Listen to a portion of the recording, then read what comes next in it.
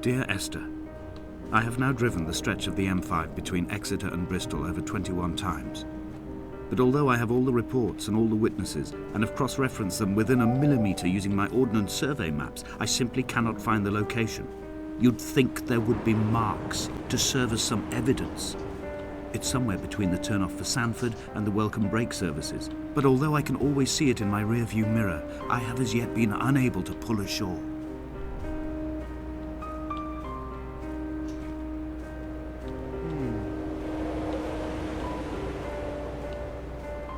So is he reading a book? Am I reading a book? Is it my guy that's talking? Or am I the one that wrote the book? And he's just looking through it before he dies?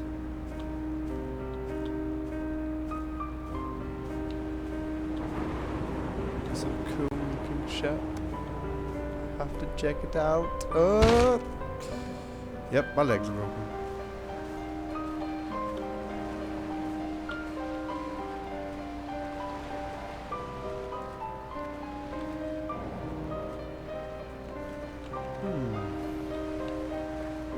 More paint cans. What the heck is that?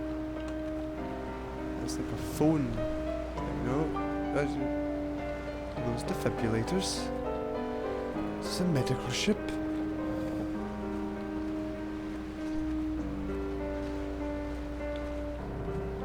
I climb up? No! Come on! Oh. This is ridiculous. I want to explore. I don't like this music. It's getting creepy.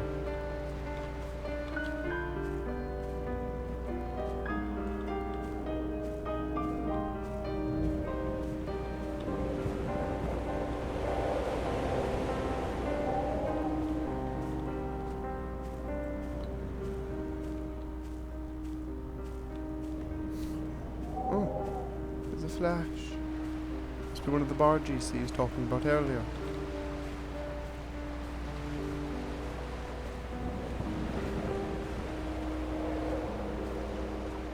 There must be a hole in the bottom of the boat. How else could new hermits have arrived? What does this mean? See, there's a thing. Oh, unless this is meant, that rocks this island. And it's like a map, then we have got to travel up here. With arrows pointing over there to a boat. It's over there. Or I'm completely delusional. I'm still freaked out when he said this. He doesn't feel like he's the only one. I don't like it.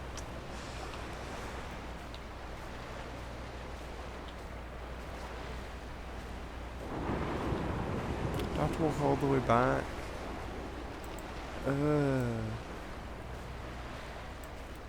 There has to be a button to move slightly fast or something. Q.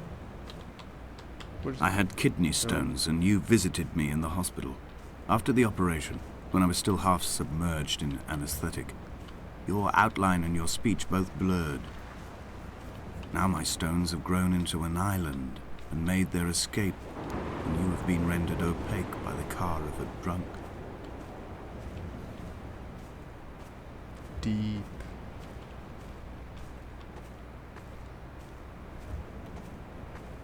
However, I would recommend that if you're watching me play this and you're using my video as an opinion of what you think the game is like, that's probably not a good idea.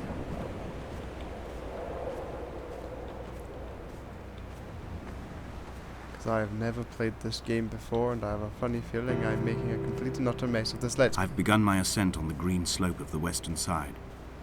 I've looked deep into the mountain from the shaft, and understood that I must go up and then find the way under. I will stash the last vestiges of my civilization in the stone walls and work deeper from there. I'm drawn by the aerial and the cliff edge. There is some form of rebirth waiting for me there. So I do have to head to that signal.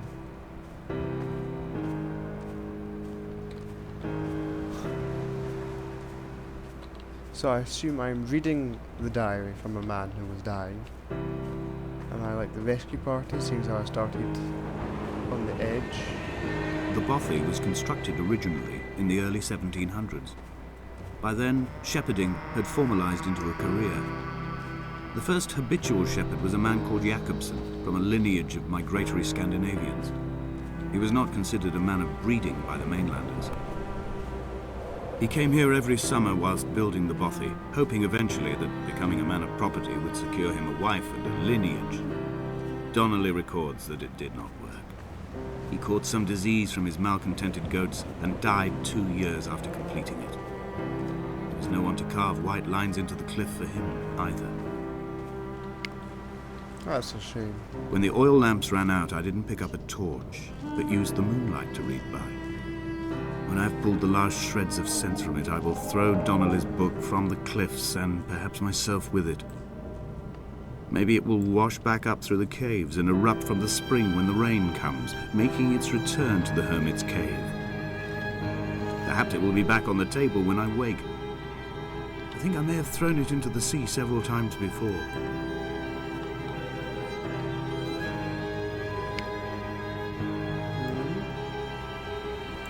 There's a candlelight in that cave.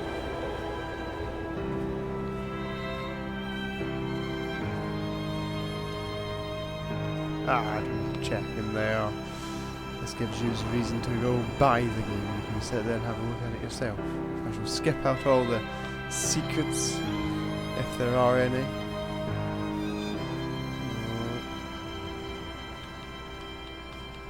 I'm enjoying this game so far. Hasn't been scary. Bit creepy music. Some scary dark caves. They weren't actually scary, so I'm okay. Still paranoid. What if you can actually die? In a footnote, the editor comments that at this point, Donnelly was going insane as syphilis tore through his system like a drunk driver. He's not to be trusted. Many of his claims are unsubstantiated, and although he does paint a colourful picture, much of what he says may have been derived directly from his fever. But I've been here, and I know, as Donnelly did, that this place is always half imagined. Even the rocks and caves will shimmer and blur with the right eyes. If you've been noticing slight jumps in the video, that's just it's just They found recording Jakobsen in software. early spring. The thaw had only just come. Even though he'd been dead nearly 7 months, his body had been frozen right down to the nerves and had not even begun to decompose. He'd struggled halfway down the cliff path, perhaps looking for some lost goat, or perhaps in a delirium, and expired, curled into a claw right under the winter moon. Even the animals shunned his corpse. The mainlanders thought to bring it home unlucky. Donnelly claims they dragged it to the caves to thaw out and rot, but he is proving an unreliable witness.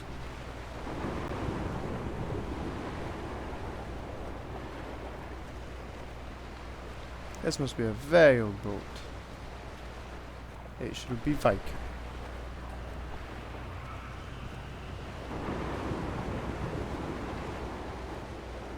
Football manager?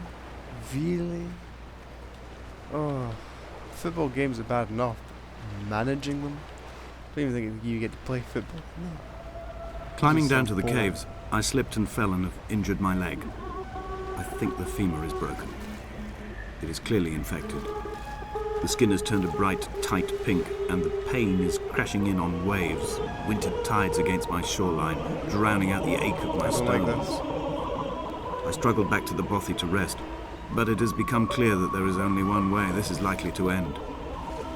The medical supplies I looted from the trawler have suddenly found their purpose. They will keep me lucid for my final ascent. I don't like this.